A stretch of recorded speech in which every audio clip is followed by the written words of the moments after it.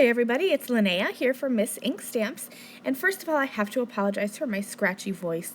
We have had such crazy weather swings. Last week we were in the 80s, and then yesterday we had a little bit of snow, not a lot, just enough to cover the grass, but now it's down into the 30s, and whenever there are big weather swings like this, I get a little bit of a cold until I kind of adjust to the change in seasons. So I just wanted to quickly apologize for my weirdo voice. Let's jump right into the card. I'm going to be making a Hippo Birdie birthday card. So I have the Hippo Hooray stamp set as well as the Streamer stamp set from Miss Ink Stamps. And later on I'm going to be pulling in the Diamond Fade 3 stencil. So here's a little peek at how I sometimes like to design a card. I'm taking those stamps from the Streamer stamp set and just laying them out from the top of the card coming down towards the center, and I plan to have that little hippo and the birdie down underneath them. I stamped all of the images that I need for my card onto some Nina white cardstock, and I'm going to color them in with Copic markers. So for the hippo here, I have C0, C2, C3, and C5 markers, and I'm just going to start by adding a C0 all over my hippo. This isn't something that I do often. Usually I just go right in with my darkest color, but because my colors are kind of farther apart than usual, I'm going to start with a base layer just to make sure that my paper is saturated. Then I'll come in with my darkest, which is my C5, and I'm going to add some shading. I'll blend that out with C3 and then eventually to C2. Now I am using the same markers for the whole body of the hippo, but I'm going to be keeping the pads of his feet and his little nose and mouth darker than the rest of his body. My coloring is really easy. It's something that pretty much anybody can do. Like I said, I usually just go in with my darkest color and then blend out with my lightest. It's super easy to do.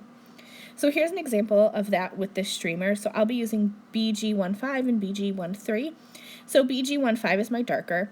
I'm going to go in where I think there'll be shading with the BG15 and then just blend that out with the BG13 for an easy, really quick Copic coloring method.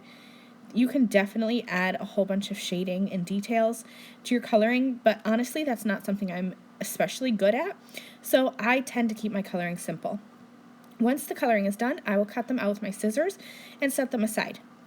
Now I'm going to work on my background. So here I have the Diamond Fade 3 stencil, and this was kind of an afterthought for my design. I thought that I would have a lot of white space in my card, and it would just be the streamers with the little hippo and the birdie and a sentiment underneath. But as I was looking and kind of arranging my card, I thought that it looked plain. So I grabbed this Diamond Fade 3 stencil, and I'm going to use some Glitz Glitter Gel over the top. You could use any kind of paste that you have. I just happen to really love these ones. And this is the color Lovely Lavender. I'm using my stencil pal just to spread that over. And I did also spray the back of that Diamond Fade 3 stencil with pixie spray so that it wouldn't shift while I stenciled that on. Set that aside to dry for about 30 minutes, and now I'm ready to assemble my card. So I laid everything out once again, and I'm going to use just a little bit of masking tape to pick up all those streamers at once so that they hold their position. I spent a lot of time making sure they were arranged the way I wanted them to be, and I didn't want them to shift around.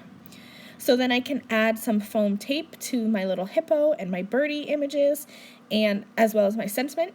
And then I'm going to go ahead and add those streamers with liquid glue, and I'll put something heavy on top of them, set that aside to dry.